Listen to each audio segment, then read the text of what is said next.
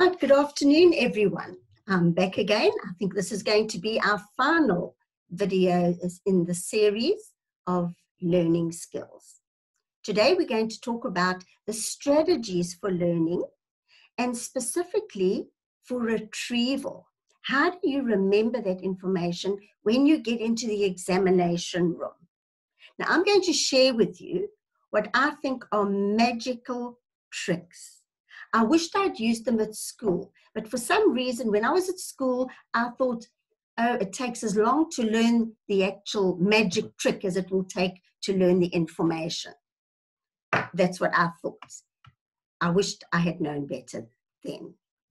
So when we look at it, remember, we've discussed a lot about the brain and how the brain works. And don't ever underestimate our brain and how it's ready to receive information, but it needs the effort to beat those pathways through. What I found extremely helpful that I also didn't know in school is that the brain has like a left and a right. Now, this is a very simplified model of the brain. But in a simplified way, the left side, you can say, deals with logic, mathematics, number, language. That's our logic, science and maths. In a simplified way, the right side of our brain deals with our emotions, our imagination, our creativity, intuition. So some of us have more of a bent towards one or the other. And obviously both sides work, otherwise we wouldn't be very functional. But sometimes we have a particular leaning towards one. So someone who has a leaning very much towards the left side of their brain would be able to deal with mathematics in a much better way than what I could. And so analytical thinking, numbers, language, reasoning, logic, those are very much left brain domination, whereas right brain is visual, imagination, creativity. Now, I only discovered well after school time that my natural dominance is towards right brain. I'm far more creative and visual than I am auditory and left brain functioning. Now, that would have made a big difference in how I studied. And it certainly made a huge difference at university level when I learned about this distinction. So remember this picture I showed you in one of our previous modules. It's just a junk garage where things are just thrown into this garage. How are we going to actually find anything? Now, we don't want our learning to look like that, do we? We want a neat garage where everything is in the right place, where you know where to find something. And that's what we want, is to know how to file things and then how to get them out of the brain. Now, one of the main ways that we also get to file things properly in the brain. Remember I said earlier in one of the other videos, you cannot learn something if you don't understand it. You have to have somewhere to put this information into a box. And you have to understand the information. You can't just parrot learn it. Now, a mind map. Here's an example of a very basic example of what a mind map looks like. So you take certain information and you put it into a visual form. Now, it's much easier, especially for those of us who have a right brain domination, to be able to recall visual information and to understand it. Seriously, I'm one of the people, if you want to tell me something, draw me a picture. My biggest nightmare is if someone says, you know, you go to the robot, then you turn left, and then at the next street, you turn right and you take the third left. Well, I'm already lost. Draw me a picture, and then I will find my way so much easier. So mind maps are a wonderful way in which you can now visually represent the information. And this helps you to really integrate and process the subject, because you're putting it in all different areas. You can see the arrows are leading to a group here. So you're grouping information from the main subject. And then you can also, once you've established this mind map, each little block will trigger information and help you to remember it. So a mind map is a fabulous way of using, again, when you review your information. So you're using it in the learning process and in understanding it, and then you're using it again when you are revising, just before the examination. And it's so much easier to remember something like a mind map, because then you have the keys to unlock your memory. Remember, we said it's like going into a garage. You want to know where to find the information. So now I want to show you 2 magic ways to find information. I promise you, I laughed my way through some examinations because of this. Right. Number 1, it's called an acronym. You know, like South Africa, SA is an acronym. Save Our Souls, SOS. Those are all acronyms. We use them in everyday speech. So like under the subject of AIDS, AIDS could stand for am I doing something? When we think in terms of teamwork, we say together for T, everyone achieves more.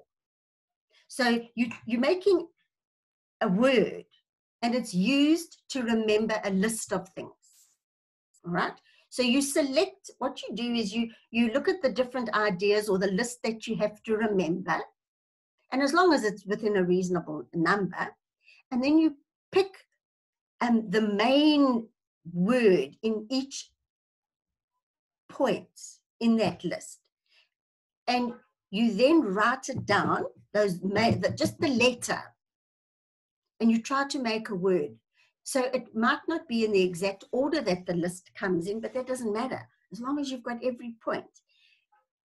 And you make a word, and then you memorize that word, and then you write that particular word down without looking at your information, and you try to recall what was that sentence connected to each letter of that particular word, which is fabulous because you use it in learning, you use it in reviewing and revising before examinations. And then when you're in the examination room, that subject comes up. You just have to remember this word, one word. And that word becomes like this key that unlocks all the information on that particular subject or that list that you need to remember.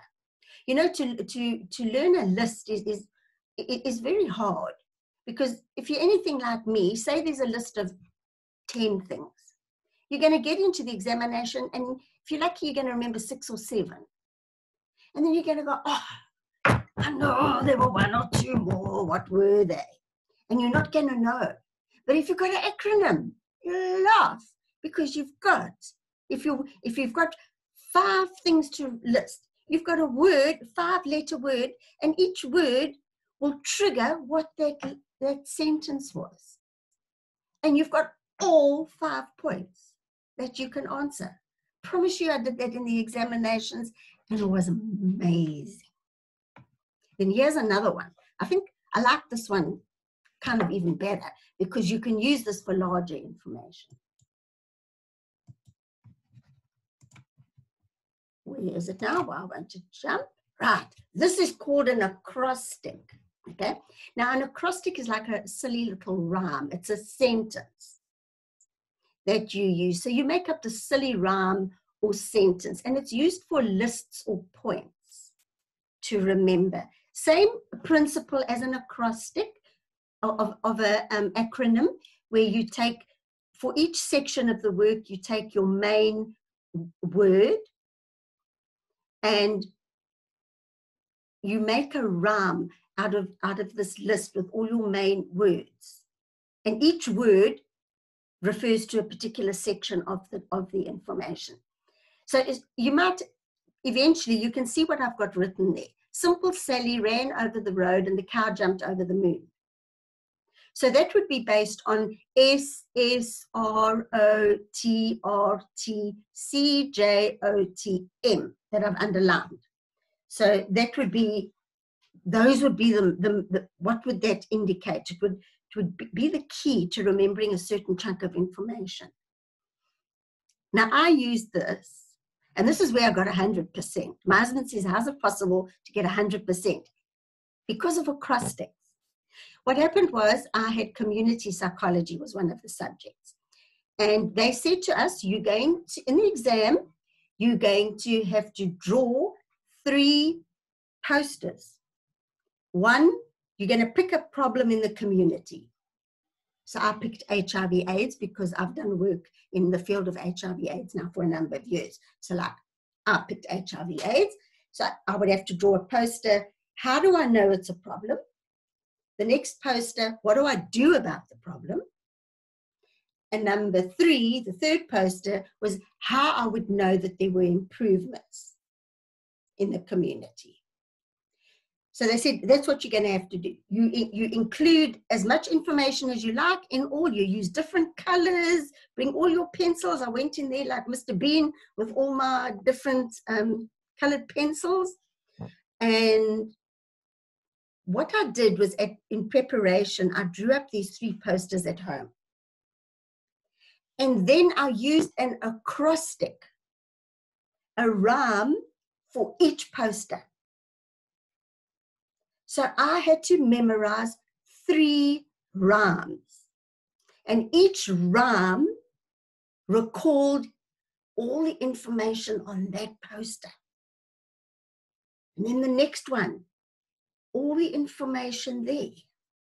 Because we had to amalgamate and bring together theory and newspaper articles and experience and education and all sorts of things.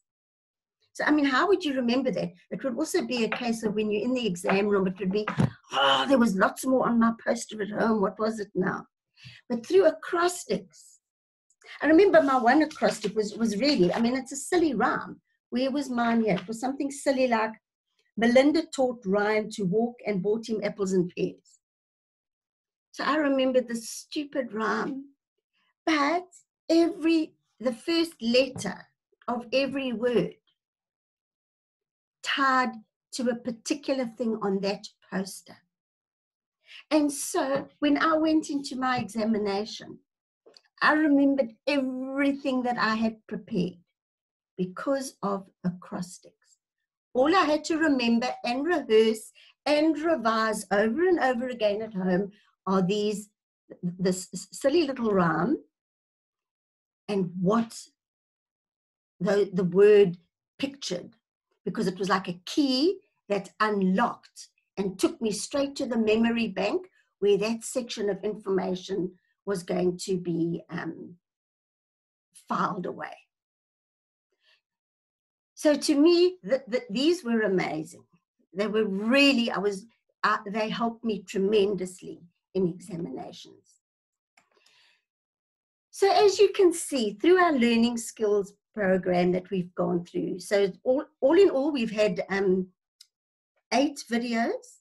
This is the 7th actual lesson. And the whole thing is, don't ever underestimate yourself in the power of effort. We put so much emphasis on, oh, well, he's more intelligent than me. No, I've seen people with far less intelligence, with far more effort, do far better than the cleverest person in the classroom. So remember, we have this amazing brain. The biggest problem is we underestimate it and we don't know how to use it. And I seriously hope through this series that you've gained so much by understanding how your brain works, how the neural pathways are formed with new information, how you have to understand it. And if it means you have to go over and over the information until you've got it, you have to understand, which means you have to ask questions. You might have to do extra research. I promise you, make friends with Google. Google is my best friend. I've made loads of money by being able to research something on internet that other people are too lazy to look for. So you get amazing information. Your brain is capable of so much more than what we expect of it sometimes. And truly, it's a wonderful gift. Learning is something that opens up, expands our whole existence. It opens up the world to us.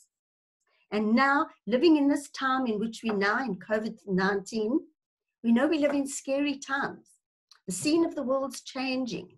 We know over the last century, it's become far more driven by technology. And the days of going to have one job and staying there till you retire and you receive a pension, well, that's been gone 50 years. So people have had to learn and relearn to keep up with technology, to keep up with the way of the world. And the way things are going now, we don't know how things are going to pan out after this pandemic settles down and how it's going to affect the economy. But the opportunities will always be there. But it's how are we going to use them?